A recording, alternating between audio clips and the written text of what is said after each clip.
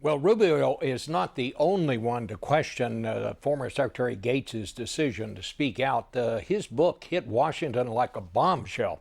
So Rita Braver of Sunday Morning asked him last Thursday if he had any regrets about what he had written. You will notice that he's wearing a neck brace. He is recovering from a fractured vertebra.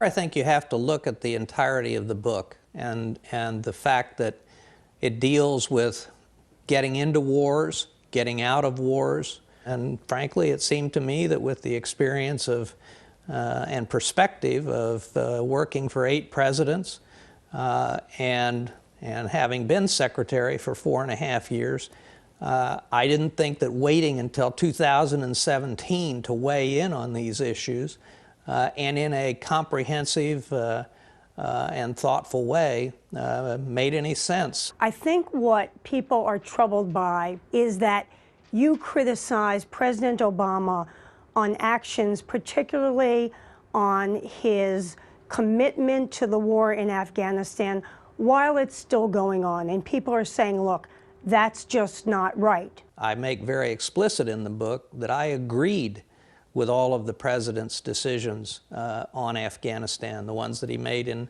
2009 and subsequently. My one concern was that over the course of 2010 and early 2011, the president began to have his own reservations about whether it would all work. And I think that's not an unfair thing to say. In your book, you say that one of your favorite adages is never miss a good chance to shut up. And I wonder if you think maybe you violated your own advice here. And do you regret anything that you've written? No, I don't. I think that it's an honest account. Look, people gave me a lot of credit when I was in office of being blunt and candid about what I felt about things. I could hardly be any less in writing a book. So, joining us now, Maryland Democratic Congressman Elijah Cummings. Mr. Cummings, I want to talk to you about poverty, some of the other things that Marco Rubio talked about, but I just want to get your thoughts first on Secretary Gates. Do you think he was out of line here? Well, first of all, it's good to be with you, Bob. I think that, first of all, I have a lot of respect for Secretary Gates. He served presidents of both parties and done an outstanding job. And I agree with him when he said that President Obama exercised great bravery with regard to bringing Osama bin Laden to justice. My one quibble is that when we've got troops in harm's way, Bob, it does concern me that these kind of comments are made. But overall, I think, but at the same time, he comments about the president being concerned about and having second thoughts at times about putting our troops in harm's way. I know the president. I know he cares about these troops, and that's basically what the secretary said. So I'm glad he did that. I'm glad he maybe had second thoughts. And I cannot say that was the situation always with President Bush. And so I feel comfortable. I just wish he could have waited a little while. Let's talk about this other big story that's getting so much attention now, and that is this situation that Chris Christie finds himself in New Jersey. You're on the House Transportation Committee as well as the Government Oversight Committee. Do you think this debacle up there is worthy of a federal investigation, a congressional investigation? Well, being on the Oversight Committee and doing a lot of investigations, I've always been reluctant to get ahead of a situation. In other words, I think what we need to do is see what comes out of we've got at least 2 investigations going on right now, Bob. Mm-hmm. You've got the New Jersey legislature, and then you've got the U.S. Attorney's Office, which is a very serious matter. Now, keep in mind what they're doing, Bob. They are basically investigating a former federal prosecutor, which is that's serious. I think we need to see what comes out. I got to tell you, though, when I look at Christie's style, and I don't know him, it's hard for me to believe that he was blindsided by anything because he doesn't come off that way. Again, I think we need to wait and see. There may be a point where we have to look into it, but nobody is above the law. And so we'll look into it if it comes to us.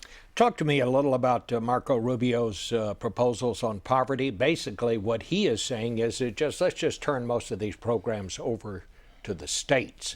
He also talks about doing away with the earned income tax credit and replacing it with just a federal subsidy to people who are in low wage brackets. Yeah, I listened to it, and I got to tell you, I was surprised in a way. On the one hand, Bob, the poverty programs, anti-poverty programs, have brought a lot of people out of poverty.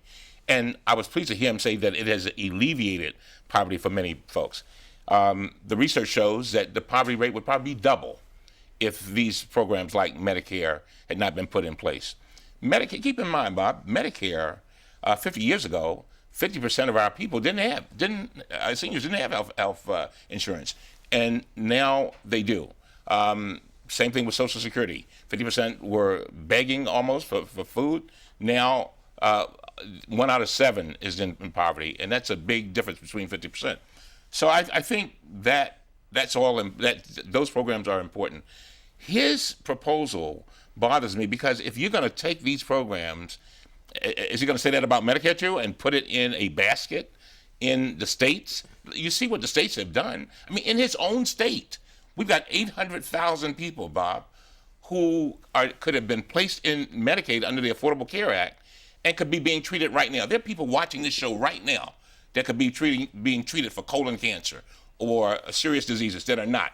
And he hasn't done anything on that. Let me ask you, big votes coming up in the Senate this week, and then if the House takes it up, we'll find out. Do you see any way that the Congress is going to come together on extending these unemployment benefits? Bob, I'm hoping so, because there's so many people who are depending on it. Keep in mind that extending those benefits will cover 1.3 million people plus another 2 million for 2014. Yeah, I'm hoping that they will. What about increasing the minimum wage? We've got to do it because, again, and I'm hoping that Rubio will be one of the lead people. He said we need to do more, and the thing that we need to do is help people survive and help them. That one move from $7.25 now to $10.10 will bring 5 million people out of poverty. And he can make a major step there. And maybe he can go to the library and give Johnson Library and make that announcement. All right. Congressman, we want to thank you for being with us pleasure. this morning.